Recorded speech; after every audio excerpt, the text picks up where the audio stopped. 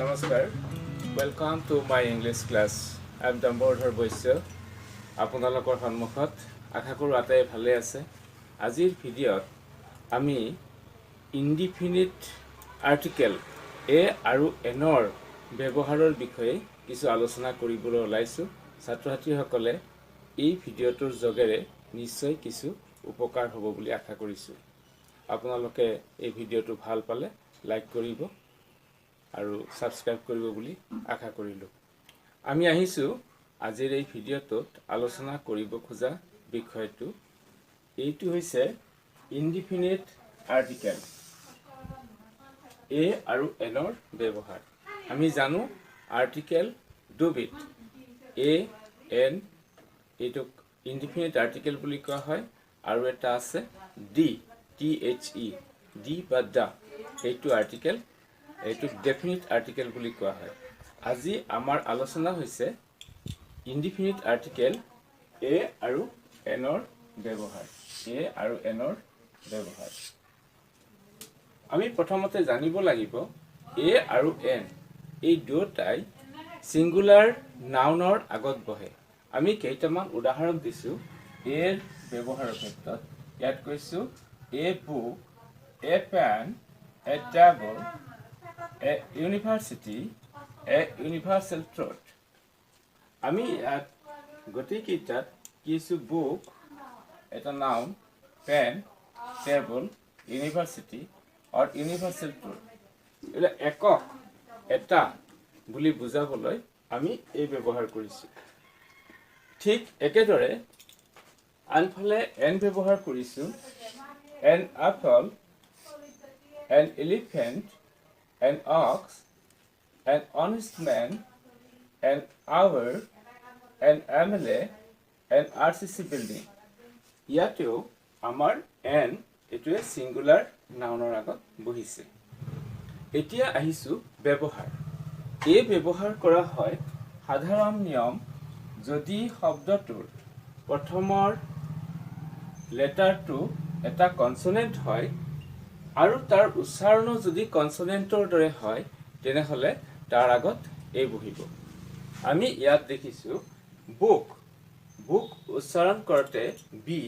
ইয়াক কনসোনেন্ট আৰু উচ্চাৰণটো কনসোনেন্টৰ দৰে হৈছে সেইভাবে তাৰ আগত এ বহিছে। পেন পি ই কনসোনেন্ট আৰু তাৰ উচ্চাৰণটো কনসোনেন্ট হে ইয়াৰ আগত এ বহিছে। ঠিক তেনেদৰে টেবল টি এটা কনসোনেন্ট আৰু ইয়াৰ উচ্চাৰণ কনসোনেন্ট হৈছে সেইভাবে ইয়াৰ আগত এ বহিছে। এনেদৰে আমি শব্দটোৰ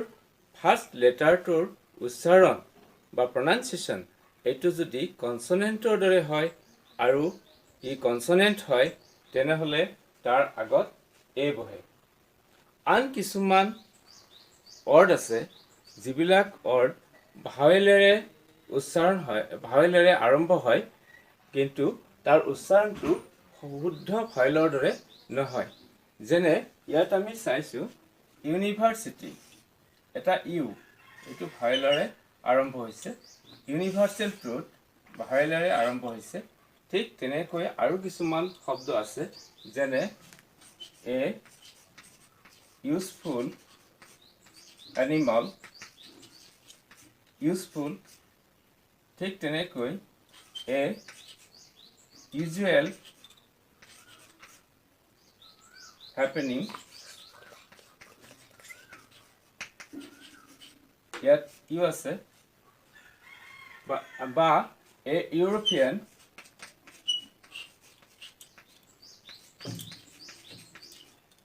লেডি আমি ইয়াত ই আছে।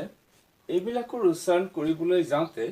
আমি সাধাৰণতে কি কৰা হৈছে ইউ যেটো উচ্চাৰণ কৰা হয় এই ইউটোৰ সম্পূৰ্ণ বিশুদ্ধ ভাৱেলৰ উচ্চাৰণ নহয়। ইয়াত উচ্চাৰণটো হয় ইউ এইটো ইউ ইউটো আৰম্ভ হয় এটা ওয়াইৰে অৰ্থাৎ সেমি ভাৱেলেৰে আৰু সেমি ভাৱেলৰ যদি উচ্চাৰণটো আগত আহে তেনেহলে সেই শব্দটোৰ আগত আমি এ ব্যৱহাৰ কৰোঁ। এইটোৰ আগত আমি কিয় এ ব্যৱহাৰ কৰিছো এইবিলাকৰ উচ্চাৰণটো ইউৰ নিচিনা হৈছে আৰু এই ইউটো আৰম্ভ হৈছে এটা ওয়াইৰে আৰু ৱাইটো হৈছে এটা সেমি ভয়েল আৰু সেইভাবে তাৰ আগত আমি এ ব্যৱহাৰ কৰিছো ঠিক তেনেকৈ এ ওৱান হৰ্ন ৰাইনো আমি যদি কওঁ এ ওৱান হৰ্ন ৰাইনো এ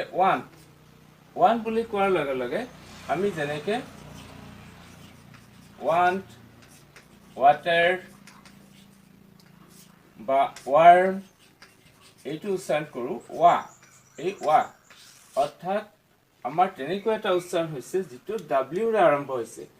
w এটা সেমি ভয়েল সেইভাবে ইয়াৰ বিশুদ্ধ উচ্চাৰণ নোহোৱা ভয়েলৰ উচ্চাৰণ নথকাৰ কাৰণে তাৰ আগত আমি এ ব্যৱহাৰ কৰিছো যেটো হৈছে এ ওৱান হৰ্ন ৰাইনো কিয় এ বহিছে ইয়াৰ উচ্চাৰণটো কৰিবলৈ যাতে আমি ওয়া w a এই ওয়াট তো যেটো w টো এটা সেমি ভয়েল এই কাৰণে ইয়াৰ আগত আমি এ ব্যৱহাৰ কৰিছো এতিয়া আমি এ ব্যৱহাৰ কিয় কৰিছো কেতিয়া কৰিছো শব্দটোৰ প্ৰথমৰ লেটাৰটো যদি কনসনেন্ট হয় আৰু কনসনেন্টৰ দৰে হয় তেনেহলে তাৰ আগত এ বহে আকৌ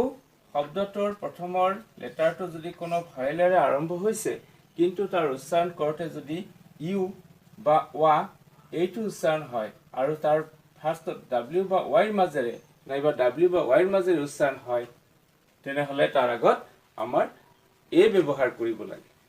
এইবাৰ আহিছো এনৰ ব্যৱহাৰ কৰিবলৈ যাতে আমি চাব লাগিব সাধাৰণতে শব্দটো যদি ভয়েলেৰে আৰম্ভ হয় আৰু তাৰ উচ্চাৰণ যদি বিশুদ্ধ ভয়েলৰ দৰে হয় তেনেহলে তাৰ আগত এন ব্যৱহাৰ কৰা হয় এন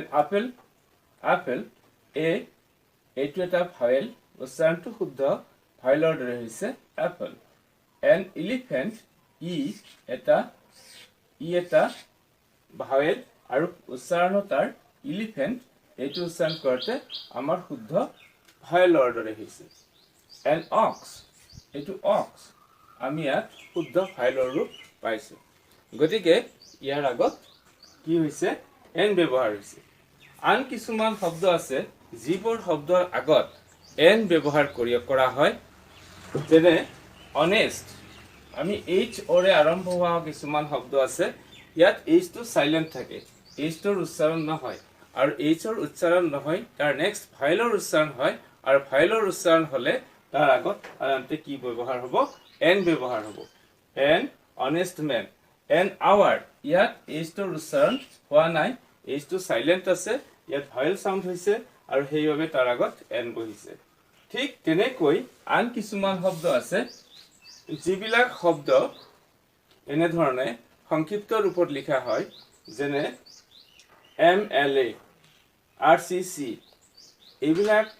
শব্দ আমি উচ্চাৰণ কৰিবলৈ যাওঁতে এই লেটাৰটো উচ্চাৰণ কৰোতে প্ৰথমতে এটা ভয়েল সাউন্ড আহে আৰু এই ভয়েল সাউন্ড আহাৰ কাৰণে এই শব্দবোৰৰ আগত আমি সাধাৰণতে এন ব্যৱহাৰ কৰো N MLA N RCC building N NCC cadet এনেকৈ আমি কিছুমান শব্দৰ আগত এন ব্যৱহাৰ কৰো দেখাত শব্দটো এটা কনসনেন্ট দেখাত লেটাৰটো এটা কনসনেন্ট কিন্তু এই কনসনেন্ট লেটাৰটো উচ্চাৰণ কৰিবলৈ যাওঁতে আমি প্ৰথমতে এটা ভয়েল সাউন্ড পাওঁ আৰু সেইভাবে সেই ভয়েল সাউন্ডটোৰ কাৰণে আমাৰ আগত এই শব্দবিলাকৰ আগত এন ব্যৱহাৰ কৰা হয় এতিয়া আমি গম পালো যে ইনডিফিনিট আৰ্টিকেল এ আৰু এন এইবোৰে সদায় এটা বা একক বস্তু বা ব্যক্তি আদিৰ ক্ষেত্ৰত ব্যৱহাৰ কৰা হয় আমি এক কথাত ক'ব পাৰো সিঙ্গুলাৰ নাউনৰ আগত এ আৰু এন ব্যৱহাৰ কৰা হয় আৰু সাধাৰণতে যদি কনসনেন্টেৰে আৰম্ভ হোৱা শব্দ হয় আৰু তাৰ উচ্চাৰণ যদি কনসনেন্টৰ দৰে হয় তেনেহলে তাৰ আগত এ বহে শব্দটো কোনো ভয়েলেৰে আৰম্ভ হলেও তাৰ উচ্চাৰণ যদি w আৰু y ৰ মাজেৰে হয় তেনেহলে তাৰ আগত এ বহিব আৰু যদি শব্দটো কোনো ভয়েলেৰে আৰম্ভ হয় আৰু উচ্চাৰণ যদি বিশুদ্ধ ভয়েলৰ দৰে হয় তাৰ আগত এন বহিব আৰু আমি দেখিছো শব্দটো যদি কোনো এইচ ওৰে আৰম্ভ হয় আৰু এইচ টো সাইলেন্ট থাকে তেনেহলে তাৰ আগত এন বহিব আকৌ যদি কোনো সংক্ষিপ্ত ৰূপত লিখা শব্দ হয় শব্দটোৰ প্ৰথমৰ লেটাৰটো কনসনেন্ট হলে উচ্চাৰণ কৰোতে যদি ভয়েল সাউন্ড প্ৰথমতে আহে তেনেহলে তাৰ আগত এন বহিব এইখিনি আজি ভিডিঅ'ৰ যোগেৰে মই ইয়াত প্ৰকাশ কৰিলোঁ। আশা কৰিছোঁ ছাত্ৰ ছাত্ৰীসকলে এই ভিডিঅ'টোৰ যোগেৰে যথেষ্ট উপকৃত হ'ব। ধন্যবাদ।